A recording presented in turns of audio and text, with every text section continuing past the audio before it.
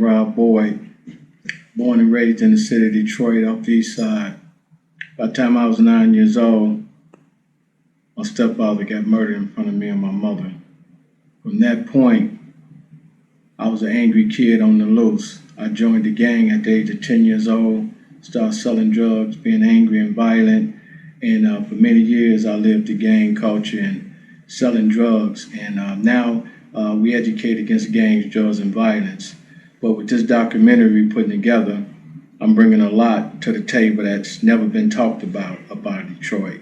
A lot of people do documentaries about Detroit, but what they fail to mention in some of the documentaries they do, that back in them old days, from the 70s and the 80s and early 90s, you know, me and my man CJ and them was one of the most feared cliques in the game. And it could either be a good day or a bad day when we showed up, you know? And a lot of cats don't talk about, you know, how we used to take their drugs when we didn't care nothing about you. Back in them days, anything went, you know? It wasn't no rules to the game. So I'm just bringing the real to you and educating these kids seriously out here, because at the end of that game, there's no 401k in their life. So we just want to bring the real, and a lot of cats that's doing these documentaries can't tell the real, because if you was not there, you don't know the beginning and you definitely don't know the end. And I'm going to be talking about the Parkside projects, be talking about Van Dyke and Harper, where I first got involved with the gang life at 10 years old. I joined the Bishop crew. We used to bang against the chain gang over there. You know, I went to schools like Kettering, Burroughs, and Trumley. And down the way where I was born at, I went to Williams, I went to Compton School, and we used to all hang out at the Eastside Center, Sophie Wright, Newson, Northeastern, all down through the Black Bottoms where my mother's family was from, you know? So we just want to educate these kids, man, and stop glorifying all this stuff that you see on YouTube and what you see on a lot of these cats that never was there in the beginning and they wasn't there in the end. You know, the gang banging life, selling drugs, that's a dark, dark lifestyle, man. So don't let nobody tell you that's all good, and don't get souped up into that lifestyle, because at the age of 10, nobody told me what the ending was going to be. I was just an angry kid and joined up into that lifestyle. So I've always had plugs in the gang culture and selling drugs, and I just want to let you know, man, it's a dark life when it comes to the gang culture in Detroit at that time in the 70s, 80s, and early 90s. You know, gang life was at the all-time high, man, you know, and drug life was at all-time high. You talk about cats that you hear about that got caught up in Detroit and was all in the paper and all on the news and things like that, but nobody touch up on the cats that never hit the paper, that never was all into the news and all of that, man. You know, it was a lot of cats in Detroit getting money, man, in the 70s, 80s, and early 90s. It just wasn't a few. Detroit had a lot of players, you know, that was getting crazy money, man. So I'm just going to bring it to the real, man, and I thank my homeboys gave me the blessing to move forward, you know, the ones that's doing life, the ones that fell up under the 650 law, and they home, and they just want me to bring the real, man, to the kids, you know, and stop glorifying that life, man, because in the end, it's all death, it's all bad, and it's nothing to that, man, but a death sentence. We about to bring the real. Parkside Projects, 430 crew, me and my man CJ and them. When I say that name, Detroit know what that is. I ain't even got to go no farther.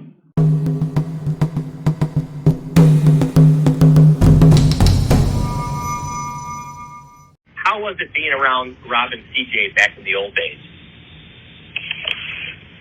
They were much older than me, so I guess I kind of looked up to them and you know, the things they were doing, but it was an experience. I mean, they were feared and respected in the streets, and at the same time, they never went out of their way to do any harm to anyone. But it was an eye-opening experience. It just showed you that the streets were really, it wasn't a game. It wasn't anything that you could take lightly. You just had to, you know, do the right thing. Even though you were doing the wrong thing, you want to do the right thing. If not, you'd be dealt with in the swiftest fashion. Street justice? Yeah, street justice would be a good word for it. I mean, it was, the streets of Detroit in the 80s were rough. I mean, there was, upwards of 700 murders a year, and it was a violent place, and a lot of people didn't make it out. To follow up on that, what advice would you give our youth today that are dealing with issues and things that kind of you experienced? The best advice I could give kids today, or an adult, that if you're in the streets, it's just as easy to do the right thing as it is to do the wrong thing.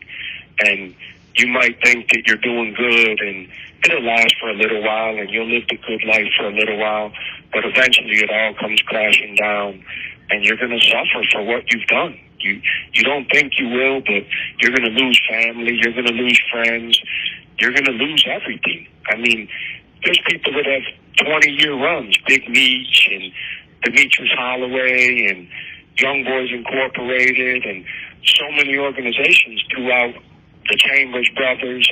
There's so many of them that had good runs, but not many of them retired. There's not many gangsters living in paradise. So what about a kid who, they want to kind of do the right thing, but they just don't have any support system, or they don't have either a family that's around or somebody that can kind of take them in? Does that make it tougher?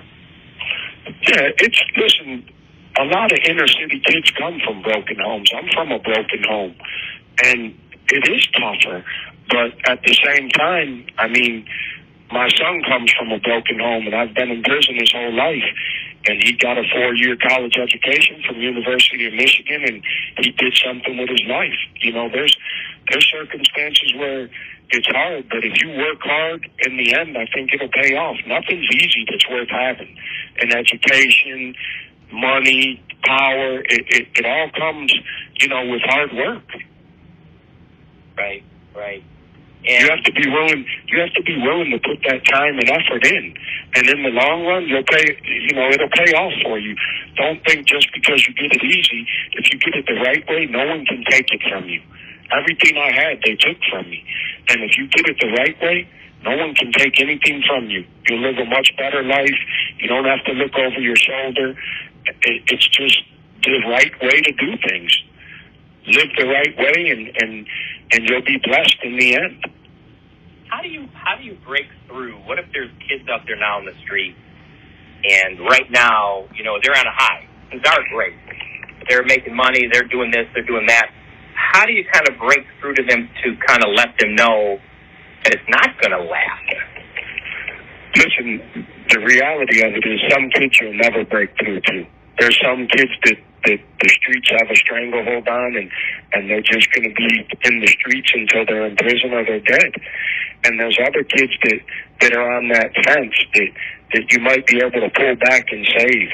And, you hope that you can pull them all back, and I hope there's some that Rob's program, I mean, the name of the program alone is so fitting, because the streets truly love no one. And the name of the program, The Streets Don't Love You Back, it couldn't be more fitting. I mean, back from the 80s until now, I still call home and this person's been killed or this person's been killed. And growing up in the inner city, as sad as it is to say, people getting killed becomes the norm, and it's sad.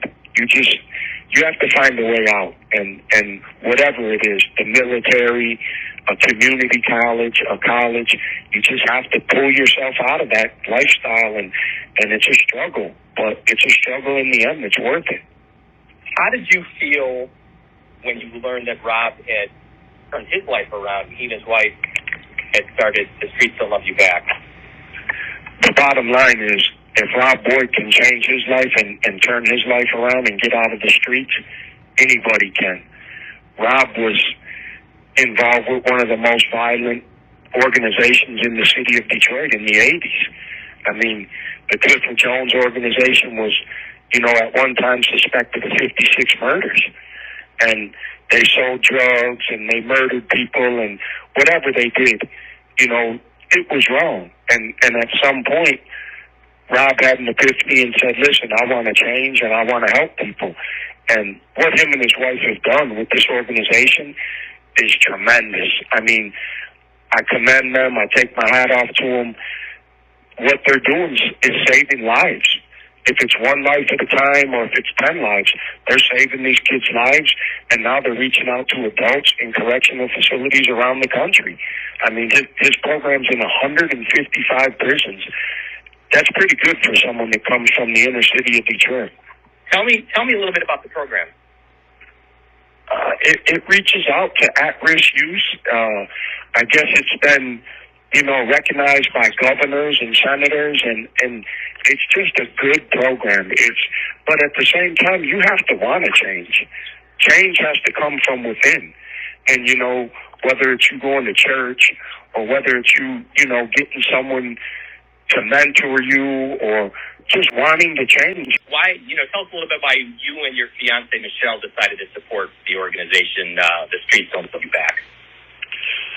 We talked about it, and Michelle read a lot about it, and I read a lot about it, and, we just, if we can help change or save one kid's life, it's worth supporting the organization. And I think it'll save a lot more than one life, but even if you save one, it's worth it. And that's something that Michelle likes to do, and it's something that I like to do. And making it someone that I grew up with and comes from where I come from, it just made it all the more easier to support his cause. And you can't support every cause. You can like it, but we chose to help Rob because I believe in what he's doing, and I believe he believes that he's doing the right thing and reaching out to these youths and telling them his experience of what he went through and the violence and the drugs and everything that he experienced. I mean, he grew up in the Parkside Projects in Detroit. It was one of the most violent projects there were. And he changed his life, and he's helping other people change their lives one life at a time. So how can somebody out there who hears about the Streets Don't Love You Back organization, what can the average person do if they want to support what Rob's doing? I mean, as far as I know, you can get involved, you can make donations, which I'm sure are, a tax write-off because it's a nonprofit. And what Rob's, I give a lot of credit to Rob's wife, Lucinda, because her and Rob's life, there's a good woman behind every man, and what she's done to change Rob and help Rob, Rob's fulfilling lifelong dreams.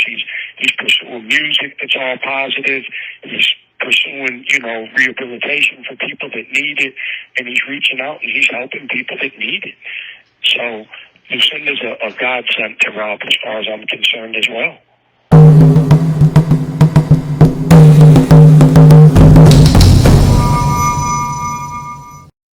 Me and CJ grew up from little kids, born and raised around each other. The Jones family and the Guyton family knew each other from day one. We all from the Black Bottoms, and our moms knew each other moms, and my mother treated CJ like a son, and CJ moms treated me like a son. That's the way it was down in the Black Bottoms growing up. And like I said, it's a lot of homies still trapped in the hood, and I just want to say, hey, God bless you, and hope you get out and do something with your life out here, because life is too short. We all do wrong, but it become a time where we have to understand that nothing in these streets gonna give you nothing back but a heartache, a prison sentence, and a death sentence. And I remember when CJ first had got locked up in 1993, and following that, Bing had got killed. So I know that crushed him.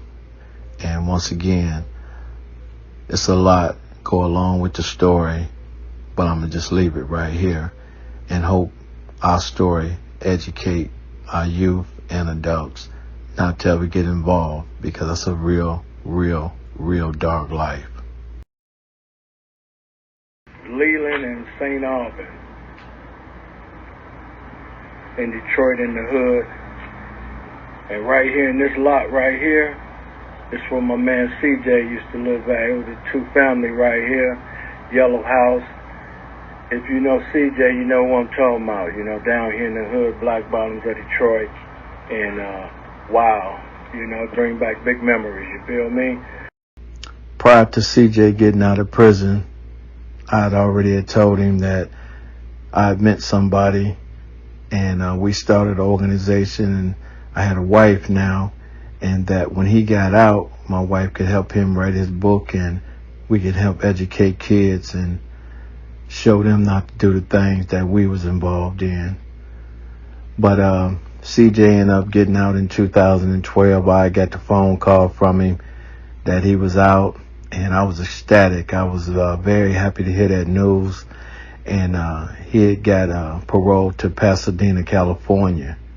So I immediately went out to Pasadena, California to see him, and I was happy to see him, introduced him to my wife, and it was just unbelievable that CJ still wanted to be involved in that life, and I'd already had told him that we educating kids. And if it wasn't for me being with my wife, my life would have got straight caught up again, because I waited for CJ all them years to come home. So I thank God that I was with my wife and I didn't get all involved in that lifestyle again. He ended up getting caught back up, and this time his son and another one of the homies, they got caught up. So everybody was still trapped in the hood, seemed like. A lot of us was trapped in the hood. I was always trying to find a way out, and God blessed me to find a way out. So in these pictures here has never been seen. The pictures me and my wife and CJ took in California in 2012. This is the first time these pictures has ever been displayed.